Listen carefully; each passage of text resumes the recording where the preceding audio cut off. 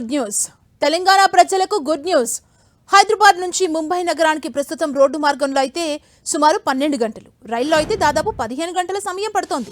Bullet రైల్లో గంటకు గరిష్టంగా 300 కిలోమీటర్ల వేగంతో కేవలం 3 గంటల్లో చేరుకునేలా హైదరాబాద్, పూణే, ముంబై హైస్పీడ్ రైలు కారిడార్ ప్రణాళికలు తయారయ్యాయి. ఇప్పటికే సర్వే పూర్తి కాగా తాజాగా డిపిఆర్ కూడా సిద్ధమైందని national high speed rail corporation limited రాష్ట్ర ప్రభుత్వానికి తాజాగా తెలిపింది.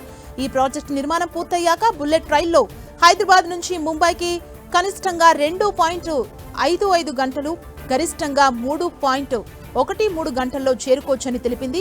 ఈ ప్రాజెక్టులో మరో ఆసక్తికరమైన అంశం ఉంది. మహారాష్ట్ర పరిధిలోని 3 ప్రాంతాల్లో మొత్తం 35.30 కిలోమీటర్ల మేర భూగర్భ మార్గం నిర్మిస్తారు. ఈ కారిడార్లోని ఖండాలా ఘాట్ ప్రాంతంలో మొత్తం 13 చోట కొండల్ని తొలిచి సొరంగ నిర్మాణం చేపడతారు. మొత్తం దూరం 24 కిలోమీటర్లు. హైదరాబాద్ లో మెట్రో రైల్ కోసం పిల్లర్లపై నిర్మించిన ట్రాక్ మాదిరిగా హైస్పీడ్ రైల్ కారిడార్ నిర్మాణం ఉంటుంది. కొండ ప్రాంతాలు, భూగర్భంలో నదుల మీదుగా నిర్మాణానికి ప్రతిపాదించిన ఈ హైస్పీడ్ రైల్ కారిడార్లో అనేక విశేషాలున్నాయి.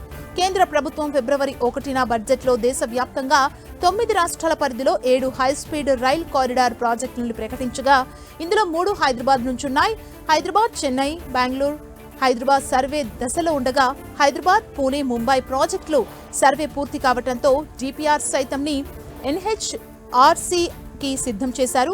ఈ కారిడార్ మొత్తం దూరం 671 కిలోమీటర్లు. ఇందులో 93 కిలోమీటర్లు తెలంగాణలో, 121 కిలోమీటర్లు కర్ణాటకలో, అత్యధికంగా 457 కిలోమీటర్లు మహారాష్ట్రలో ఉంటుంది.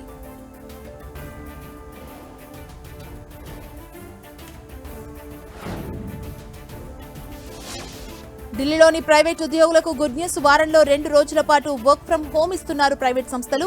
ప్రపంచవ్యాప్తంగా నెలకొన్న అనిశ్చిత పరిస్థితుల కారణంగా ఇంధన పొదుపును పాటించేందుకు వీలుగా ప్రైవేటు కంపెనీలు, స్వచ్ఛంద సంస్థలకు ఢిల్లీ ప్రభుత్వం కీలక సూచనలు చేసింది. వారానికి 2 రోజులు వర్క్ ఫ్రం హోమ్ విధానాన్ని అవలంబించాలని తెలిపింది. అంతేకాదు కార్యాలయ పనివేళల్లో మార్పులు చేసుకోవాలని, ఉద్యోగులు కార్ పూలింగ్, ప్రజా రవాణాను వినియోగించుకోవాలని ఢిల్లీ కార్మిక శాఖ అడ్వైజరీ జారీ చేసింది. ఢిల్లీలో రోజువారీ వాహన ఇంధన వినియోగానికి కార్యాలయాల రాకపోకలు ప్రధాన కారణాల్లో ఒకటిగా తెలిపింది. ప్రస్తుత సంక్షోభ పరిస్థితుల్లో ఇంధన పొదుపు ప్రాముఖ్యతపై సిబ్బందికి అవగాహన కల్పించాలని యజమానులకు సూచించింది. హాస్పిటల్స్, ఇతర ఆరోగ్య సంస్థలు, విద్యుత్, నీరు, పారిశుద్ధ్యం, మున్సిపల్ పనులు వంటి అత్యవసర విభాగాల్లో సేవలందించే ప్రైవేటు సంస్థలు దీని పరిధిలోకి రావని తెలిపింది. ప్రముఖ పుణ్యక్షేత్రం కాళేశ్వరంలో ఈ నెల 21 నుంచి జూన్ 1 వరకు సరస్వతీ నది అంత్య పుష్కరాలు నిర్వహించనున్నారు. ఇందుకు అధికారులు ముమ్మరంగా ఏర్పాట్లు చేస్తున్నారు. పుష్కరాలకు హాజరు కావాల్సిందిగా దేవాదాయ శాఖ మంత్రి కొండా సురేఖ నేతృత్వంలో శ్రీ కాళేశ్వర ముక్తీశ్వర స్వామి దేవస్థాన అర్చకులు సీఎం రేవంత్ రెడ్డిని మర్యాదపూర్వకంగా కలిశారు.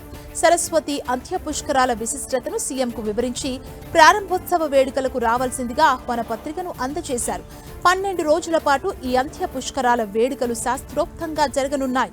త్రివేణి సంగమ క్షేత్రమైన కాళేశ్వరంలో జరిగే ఈ పుష్కర స్నానాలకు తెలుగు రాష్ట్రాల నుంచే కాకుండా దేశవ్యాప్తంగా పెద్ద సంఖ్యలో భక్తులు తరలివచ్చే అవకాశం ఉంది. భక్తులకు ఎలాంటి ఇబ్బందులు కలగకుండా ఘాట్ల వద్ద తాగునీరు, రవాణా, పారిశుద్ధ్యం, భద్రతాపరమైన అన్ని ఏర్పాట్లను పర్యవేక్షించాలని మంత్రి కొండా సురేఖ అధికారులను ఆదేశించారు.